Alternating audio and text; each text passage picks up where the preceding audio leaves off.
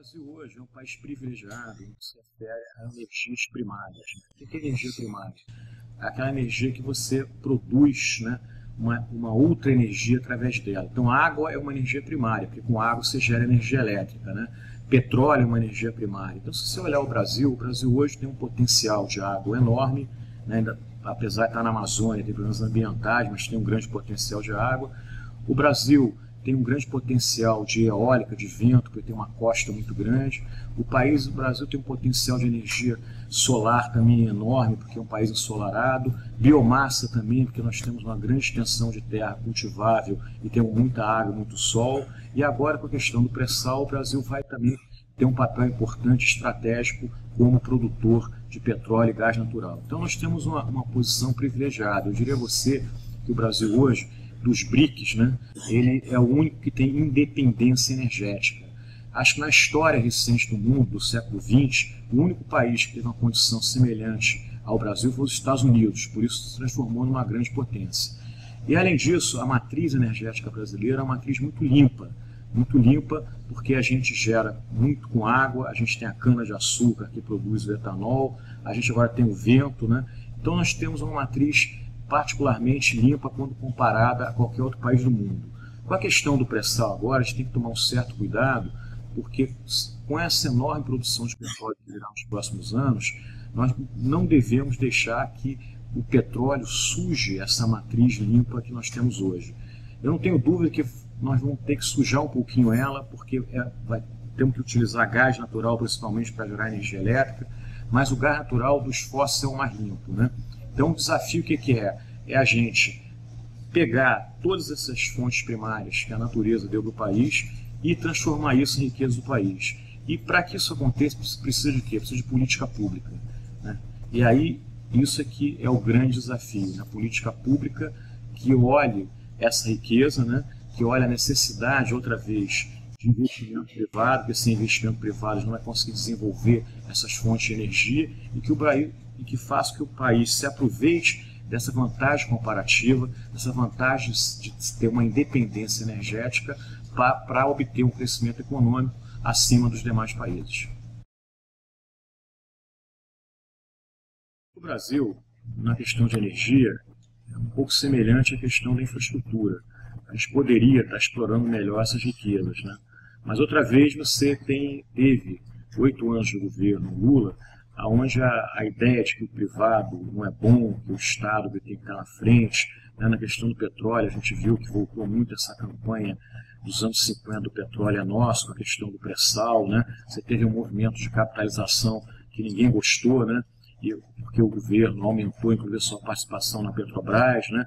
Então, eu acho que no setor de energia também, para que se tenha um desenvolvimento melhor, um desenvolvimento mais adequado, precisa também de você ter modelos jurídicos que assegurem, né, que deem mais segurança para o investidor privado e uma posição de fiscalização e regulação por parte do governo, né? O setor do petróleo que me preocupa muito, né, porque a gente sabe que, tirando a Noruega, né, e os próprios Estados Unidos, né, todo grande país produtor de petróleo, ele não tem regimes políticos democráticos, ele sofre muito a chamada maldição do petróleo, né, que o petróleo acaba destruindo outros setores produtivos da economia, né.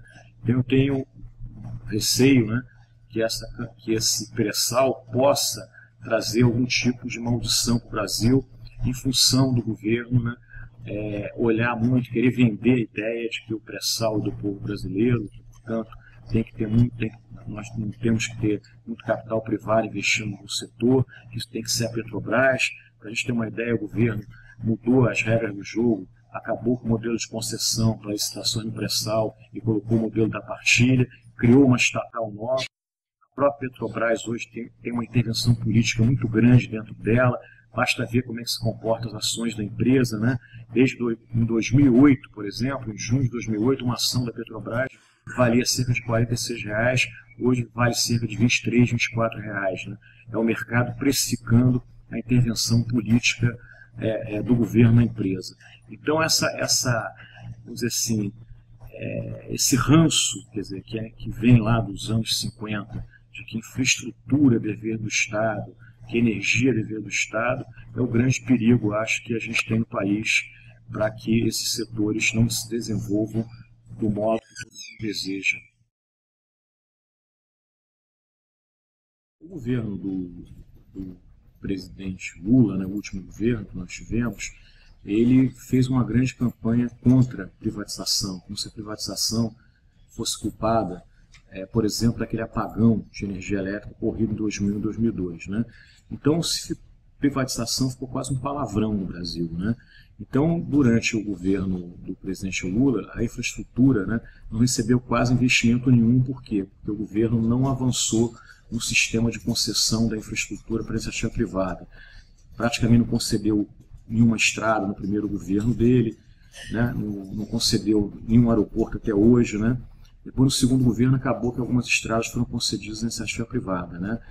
Então, o que impede essa privatização, quer dizer, você conceder à iniciativa privada serviços públicos, serviços de infraestrutura? Primeiro, é um mito de que você estaria vendendo um bem que é da população brasileira. Né? Então, tem que acabar com isso. A população precisa de serviços de qualidade. Né? O que a população precisa é ir para o aeroporto, embarcar com conforto, pegar sua bagagem com a maior rapidez possível e não ficar em filas. Né? O que a população precisa é de ter luz, energia elétrica de qualidade, não ter apagões. Né? O que a população precisa é ter estradas boas que evitem acidentes, estragar os carros. Né? O que a população precisa é ter portos para que o Brasil tenha competitividade para exportar suas commodities. Né? Isso que a sociedade e a população precisa. Né? Então, essa ideia de que é do povo brasileiro é um mito e só tem levado a atrasos. Né? Outra questão é que, pelo fato do Estado não exercer adequadamente a função de fiscalização e regulação, muitas vezes concessões dadas ao setor privado não funcionam bem, como é o caso que está ocorrendo agora nas distribuidoras de energia elétrica. Então, também não é culpa da privatização, é culpa do Estado não fiscalizar e regular adequadamente essa questão. Né? A terceira coisa que acontece é que, normalmente, o governo não quer conceder à iniciativa privada concessões de infraestrutura, de serviço público, porque isso é cabide de emprego. Quer dizer, isso acaba sendo moeda de troca de partido político. A gente tem visto aí recentemente em jornais o que está acontecendo, por exemplo, no Ministério de Transporte, em agências reguladoras. Então, o governo ele não quer conceder ao privado, porque aí ele vai perder indicação para a presidência da Infraero, para a presidência de Porto de Santos, de Porto do Rio de Janeiro, quer dizer, uma série de cargos aí que, se você privatizar, conceder na iniciativa privada, o governo perde essas indicações e hoje o Brasil vive um sistema político muito viciado. Né? Eu tenho dito que a herança maldita do presidente Lula deixou para a presidente Dilma é essa corrupção dentro do governo, porque a maioria dos cargos ocupados hoje são estritamente indicações políticas e zero de indicação pelo critério técnico, pelo critério da meritocracia. Né? Então, eu acho que esses são os grandes impeditivos. Agora, volto a repetir, se a gente não suplantar esses obstáculos, se a gente não entender que sem setor privado e sem Estado regulador fiscalizador atuante, a gente vai ficar patinando e a gente nunca vai ter uma infraestrutura adequada para um país do tamanho do Brasil.